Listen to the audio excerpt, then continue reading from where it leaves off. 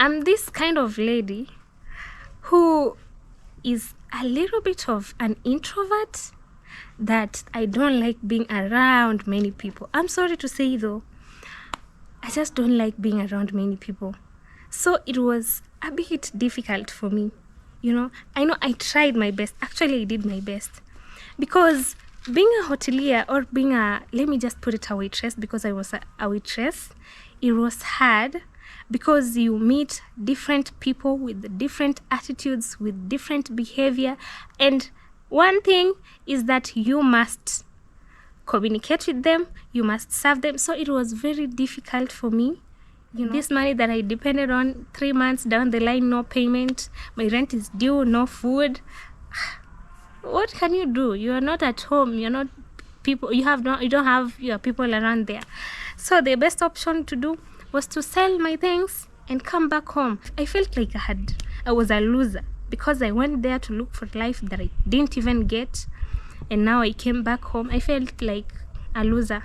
But then my mom encouraged me and told me, she was happy. Actually, she was very happy, and told me, you have really done a good job. You have tried where you have tried, but then welcome home. Hey there, good people. Hello. Welcome to African Rubi's YouTube channel. How are you doing? Where are you watching me from? I'm coming live from Nyabohansi village, East Africa, Kenya. And as you can see today, I'm not at home and not at my home place, but at Chef Matiko's home. This is Casa de Mama, Chef Matiko's mom's home. That is Mama Chef's home. So today I'll be doing my video from this beautiful environment. I believe all you've been seeing it on Chef Matiko's house. So today I'll be here. Firstly, I want to thank God for life. I want to thank God for everything that He does unto me. I woke up in good health. I woke up breathing. Oh, this tree is so big. It is a guava tree. I woke up in good health. I'm breathing, I'm moving, my eyes can move, they can roll, my mouth, I can speak. That is the most important thing. Actually, it is breathing. Breathing is the most important thing. So I want to thank God for that, because I'm breathing well, no difficulties. I'm moving, my legs, my eyes, every body part in me, is moving. And that is enough to say thank to God, because right now, right this minute, there are some people out there who are on hospital beds. They really wanted to move around, like even to move a finger, They can't feel anything. All they think about is, when can I even get a chance to stand up, or even move my eyes, or even touch something? But you and I, we are alive. You're watching me here, you're alive, your family is okay. Maybe for those who have been through something, I pray for comfort in your hearts. I pray that you may heal if you're going through something hard, something difficult, and you cannot speak about it. I pray that God may give you comfort in your hearts, within your family. I pray for peace for everyone who was watching me. I pray that blessings be upon you, and God's protection above all. You can't move without God's protection, without God's guidance. I pray that you get blessed, and may God raise thy hand upon you, and may you be granted anything that you need, because you're my family here on African Ruby, and I appreciate you very, very much. So if you had a chance to wake up today in good health, you should be saying thank you to God, because that is not something you can take for granted. You woke up breathing. Someone else woke up, I don't know if I should call it waking up, because they just opened their eyes and they're like on oxygen. They are using those oxygen machines to breathe. But you and I are very good, are very healthy. That is one good thing, one good reason to give thanks to the Lord. Okay, so above all, I want to appreciate for those who always come back to watch me over and over again. I do not take you for granted. May God bless you so, so much. My returning subscribers, kindly subscribe if you haven't, like my videos, and please share them with your families, friends, and relatives. And I really appreciate again and again. For those who are new here, I've told you this is African Ruby. This is my channel. I just started my YouTube journey, and so far so good. God has been with me, because I've seen His hand. He works miracles, Yeah, I appreciate God for every aspect of life that I'm going through. Yeah, African Ruby again. And today, as I've said, I'm coming live from Chef Matiko's home. I'm not at my home there at Nyamwini, I'm here at Nyabohansi. One thing I believe you all know is that I work for Chef Matiko. He's my big brother, my cousin brother. I had explained that. So maybe in our today's video, we will talk more about that. But first and foremost, I want to appreciate him, Chef Matiko, and his family. They have been my strength. They have been my guide. They have been my mentors. They should receive all the credit, you know. A round of applause to them. Chef Matiko, whenever you are, I really want to appreciate you for all the things that you've done. We've really come so far with Chef Matiko. You know, he's the reason why I'm here. God first, I know.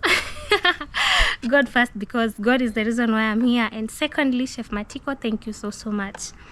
Because growing up with them around, you know, coming from this humble background that no one would support you, you know, sometimes back then when people are still growing, you know, having these struggles with school, no one to help you around, no one to tell you you can do this, no one to hold your hand. But Chef Matiko was there since I finished high school, that is. Growing up around as kids, we used to play, I used to see him, you know. But then when I finished high school, he held my hand. Whenever I wanted to give up, he was like, you know, you're a star. And I really appreciate him for that, because he kept me going. His words of affirmation, being my big brother, kept me going, you know. I know there are people out there who wishes, at least you feel like you're giving up, you feel like you're losing hope. And maybe if someone talks to you today and tell you things will be okay, you need to hold on to it, because this is not the end of the world. It's not the end of you. You should not make the end of you, because only God should do that, you know. But they don't have anyone to talk to them and tell them that they can do it, no. But Chef Matiko was there, you know, since day one.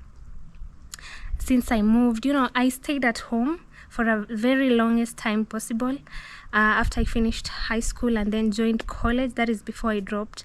I believe I had told you this story on my first video, but I'm gonna say it again. This is a round of applause and a much appreciation to Chef Matiko. I thank him so much, you know.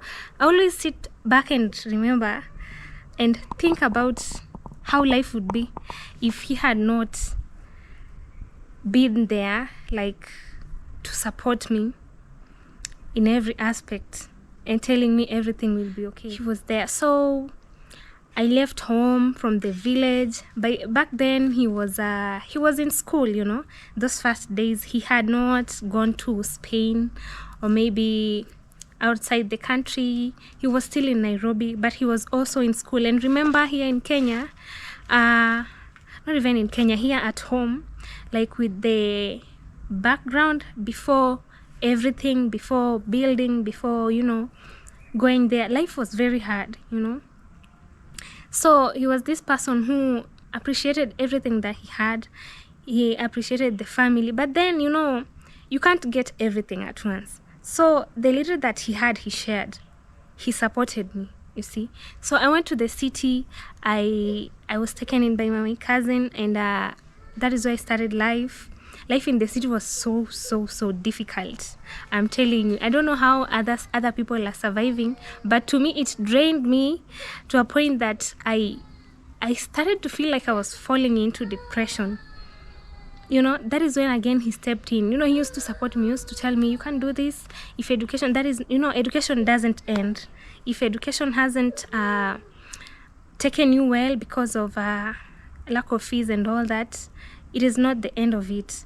So maybe sometimes later or sometime when you have money and you feel like you want to go back to school, you can go. But as for now, if there's no money, there's no need of struggling and all that. It's not like he was capable and did not. No. Remember, he was in school, he was in college, you know, and he was just studying. He had no job that he could support me. And also remember, he had a family here at home. His mother, brother, that is mabere to fight for his sister. So he had his family, but all in all, he'd tell me, I wish I could support you. I wish I could do this for you. But if you feel like you can do anything, you can be productive on your own. Because even sitting here at home, doing nothing, just around people, and you know one thing about being in the village, people will always discourage you. They'll be like, what are you doing, especially when you're a girl and you have nothing like to lean on, or maybe a business or something that is keeping you busy. People will always discourage you and be like, what are you doing? Just get married. Getting married is not okay. Yeah, I know someday I'll get married. You know, I'm still young. I still have a long way to go. But they will discourage you. Just get married. Why are you seated there? And remember our traditions, like here in Kuria. You know, in Kenya we have different tribes. So one of it being Kuria, which is my tribe. They always believe, but I think that mentality is now getting off people, because people are upgrading and they're seeing the importance of educating people, importance of having education. So it will be like a girl, you're at home and you've already grown up. I mean, there's always this passage, the ritual that is always done, which circumcision. And I thank God and I appreciate my people, my Korean people, because it is dying. That culture of circumcising girls, it is dying. So once you get circumcised, they see that you're big enough. You can get married. You can have now a man. And getting married is not for you, like for your sake. No, it is for them. Like, you get out of this house, go get married, and bring dowry.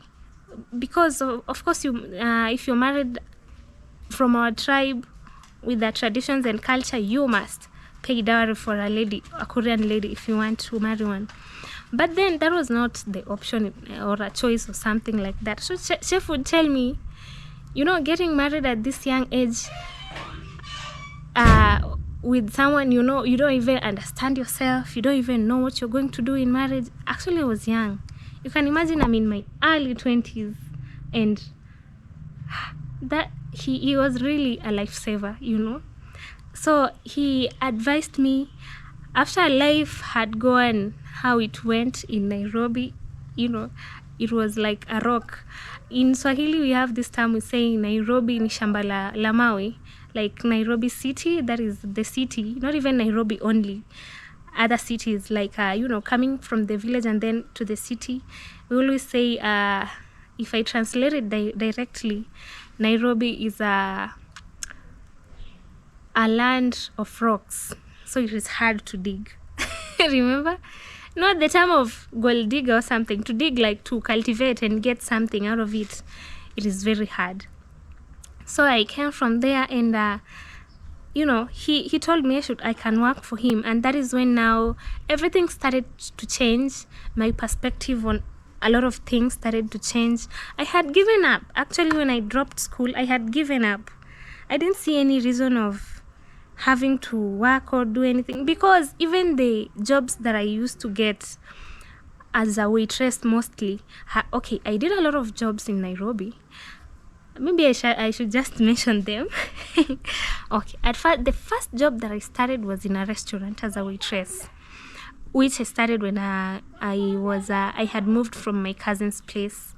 After that, it went so well, and then I got another job as a sales lady in a beauty shop, selling perfumes, body oils, you know, creams and all that. So I stayed there for some time, and then unfortunately it was locked.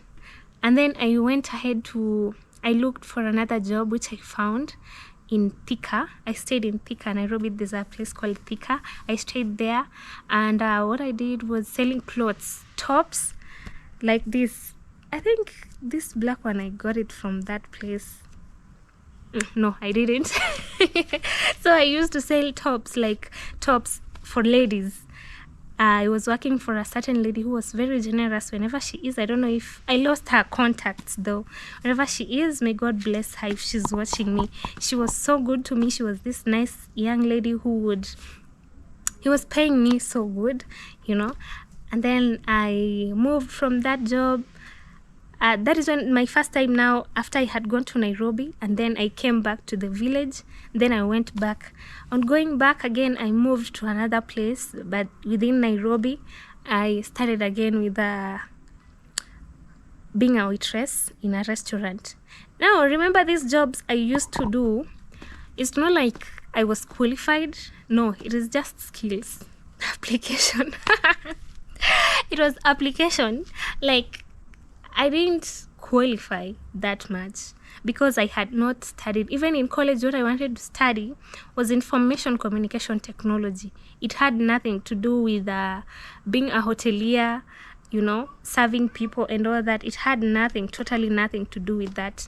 So I just, it is just application. I'd watch some clips on how to serve, on what to do. So I think it made me a little bit smarter not to fail, you know, the interviews and all that.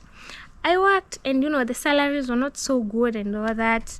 Plus, I'm this kind of lady, let me just open up and say it, who is a little bit of an introvert, that I don't like being around many people. I'm sorry to say though, I just don't like being around many people.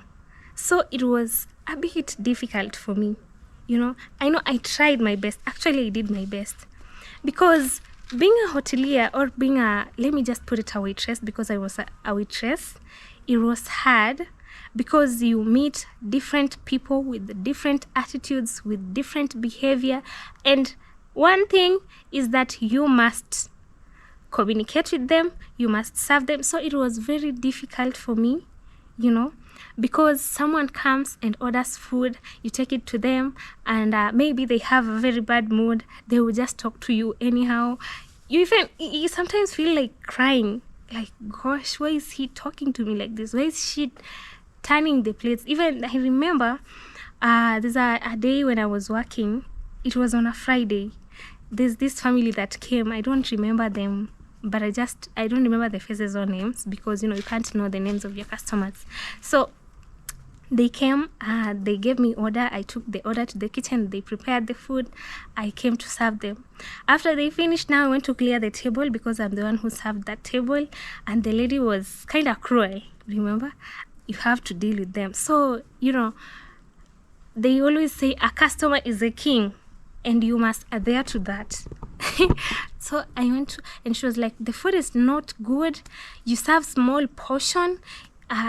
She complained a lot, and I was like, sorry, we will work on that, you know, apologizing and all that. She paid half the money that she was supposed to pay. And I was like begging her, I'm sorry, this is my job. You have to pay, because I had written the bill, yeah? I had written the bill, and she didn't want to pay because she said the food was served in small portion. She complained a lot. It is not good. That is after she had finished eating with her family, remember? She paid half. So I had to call the supervisor to step in because I couldn't handle. I felt like crying. Remember, she was insulting me. How is this hotel and all that? And that was the first time I had seen that lady over there. I don't know if she had come in that hotel before I started to work there. So those are some of the problems that I used to face. Maybe I think it's because I had not adapted to that environment. That is why it was quite challenging to me. But then I thank God, because as time went, I got adapted to it. But then the pay, you know, when you're not learned, when you don't have your papers, like I've attained maybe a degree or a diploma in being a hotelier, being a waitress, doing hospitality, it is not easy, because those with papers, trust me, they used to get a high pay compared to those who did not have, you see. So I moved from places to place, trusting the process. You say trust the process because you think maybe someday you will get there, but if that is not your place, then you can't be. So I moved from Nairobi. That is after life got harder. My job ended. It didn't end well, because the last job that I had in Nairobi it was in a local restaurant, a small one, where it was not Kenyans who were working there. It was other people. I'm not gonna mention their names, not names, but where they came from, though they were not Kenyans. So the boss who was there was the same with those people, like they were from the same country, which is not Kenya. So they never wanted any Kenyan to work for them. It was just, I don't know, it was by God's grace that I got a chance to work there. It went like they had problems like literally every day, so it had to be closed. I never got paid for the last 3 months that I had done. And remember, you are waking up, moving, you know, like the transport you have to pay. So it all went in vain. So it was a bad one. Honestly, it was not a good one. So it ended like that. I tried to follow up. I never got paid. That is when I decided I had no money, because I was getting, my rent was due. I was getting notices that my house was going to be locked because I haven't paid rent. You know, food. Okay, we were used to eat there. Now that it closed, they closed the restaurant, I couldn't get any food. So the little that I used to save, maybe the tips that I used to get, that is what I used to save, and maybe buy food if I'm not at work. So it went to a point that I couldn't even manage to get my rent. It was due. So I got notices that I should vacate the place. I had to sell some of my things. Actually, not some. I sold everything. I only came back at home with my clothes from that from the city. You know, I was looking for life, and remember what I went there to look for is money and save and go back to school. But it was, I saved nothing at the end of the day. This money that I depended on, 3 months down the line, no payment, my rent is due, no food. What can you do? You are not at home. You're not people. You don't have your people around there. So the best option to do was to sell my things and come back home. So another thing was that I couldn't move from that place. The reason why I actually sold my things from Nairobi when I was coming back to the village is that I had to pay the rent. If you don't pay, they'll tell you, no, you just have to leave your things here and move. Even my clothes. So I had to sell them at a very cheaper price so that I pay the rent that was due and then come back to the village. Coming back was only my clothes, and even my mom was like, she didn't talk much because she understood. I used to call her my big sister. Also, I wanna appreciate her so much. She has been my strength ever since I started high school. That lady, may God bless her. She has been there to support me in every aspect. Although that only short period, you know, she has a family and all that, so she couldn't chip in that much, but she has been there, you know, she has been supporting me and all that. So they didn't even say much. Although Mama told me, you have really tried. One thing about mothers, they will always congratulate you if your mother is supporting, and you know, she told me, you have tried. At least you came here in good health. You're not damaged. I was like, you are appreciating me. And I felt like I was a loser because I went there to look for life that I didn't even get. And now I came back home. I felt like a loser. But then my mom encouraged me and told me, she was happy. Actually, she was very happy. And told me, you have really done a good job. You have tried where you have tried. But then welcome home. That is when now I got the motivation. I had also told you that I went ahead to look for another job over here, which I found in a hotel. It didn't go so well, so I stopped the job. That is when now Chef Matiko employed me as I worked for him. And as time went by, I learned a lot of things for YouTube here at home in the village. On his channel, he educated me. I learned, you know, maybe editing, doing videos, recording, doing settings and all that. It's not an easy thing, maybe as some of you think. Yeah, so I learned a lot until now that now he decided, you are good to go. But I'm still working for him. He's my brother. And you can see also my video is clear. I'm using his camera. This is his GoPro. It's GoPro 13. He gave me, he allowed me to be using his GoPro camera until I get mine. So I pray to God that soon I get mine, and I continue doing the vlogs. So talking about vlogs, guys, I've been thinking about my niche. Is it called niche? Yeah, I've been thinking about my niche, and I'm more into doing interviews. I love it because I love talking to people. I love getting to know them well. I had told you I'm an introvert. I don't know what kind of an introvert I am. I don't like many people. Just the ones around me. I'm sorry. Maybe I hope you understand me. Like, when I talk about interviews, I think my heart is when I can sit down with someone and talk to them, ask them questions, an interview mode. But then I'm thinking, that will require me to go an extra mile. I know I have to go an extra mile because I'm doing this job. This is my life. I'm putting everything in this. But then I think of doing cooking videos. So guys, in the comment section, I would love you to tell me, what would you love me to do? I know how to cook. I'm a good cook.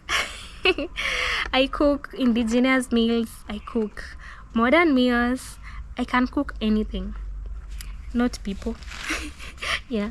So guys, in the comment section, I would love to hear your opinion. Kindly, what would you love me to deliver to you? Is it interviews? But these interviews will just end because I can't interview the same person 20 times. I know there are a lot of people, and I'm planning to do that as I continue to search for my niche on what to do. Traveling also is there, but it also requires money. I know I will do traveling vlogs in Jesus' name, but I wanna be cooking for you. So guys, tell me, what do you want me to deliver to you? Do you want to see me how I'm cooking in the village?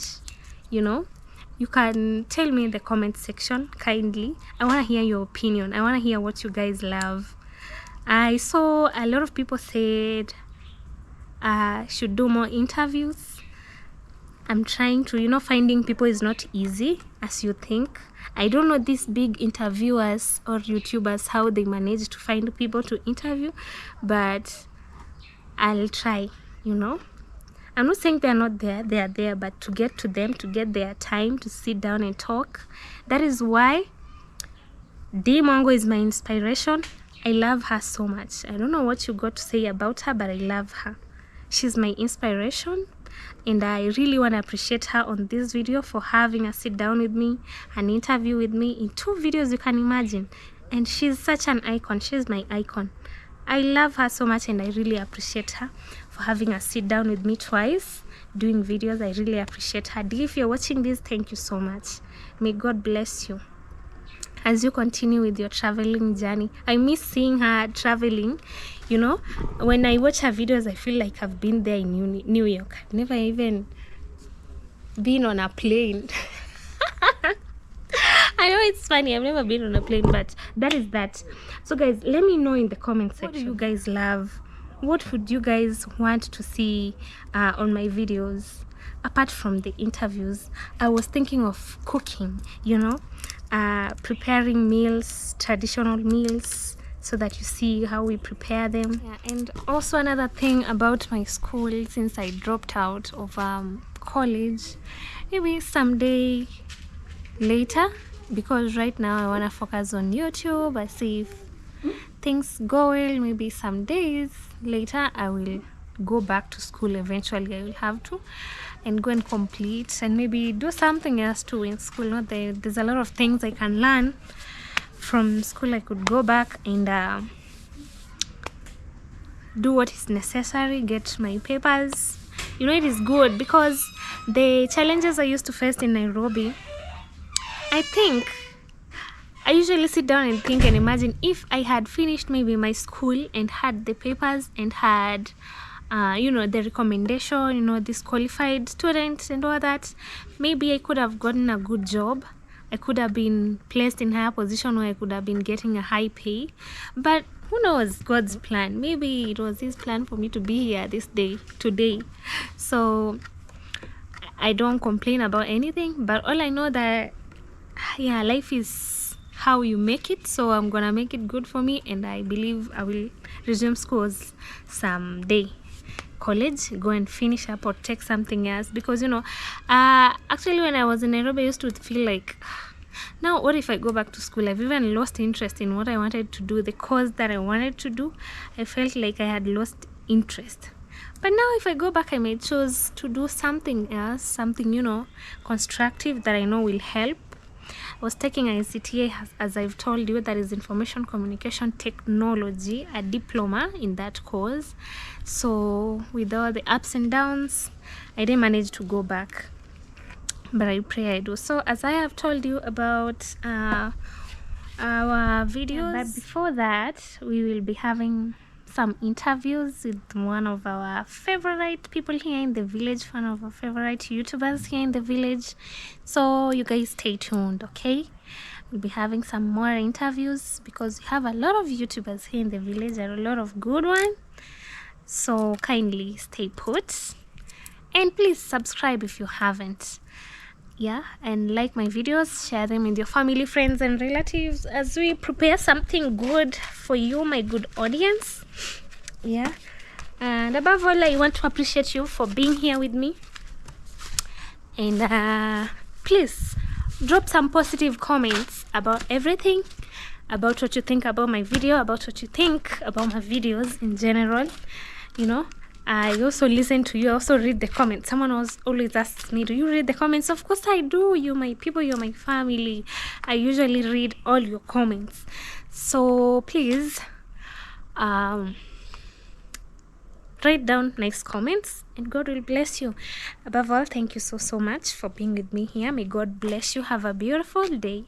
Have a beautiful night if you're headed to sleep, depending with your timeline, and may God bless you so much. I love you all. Bye.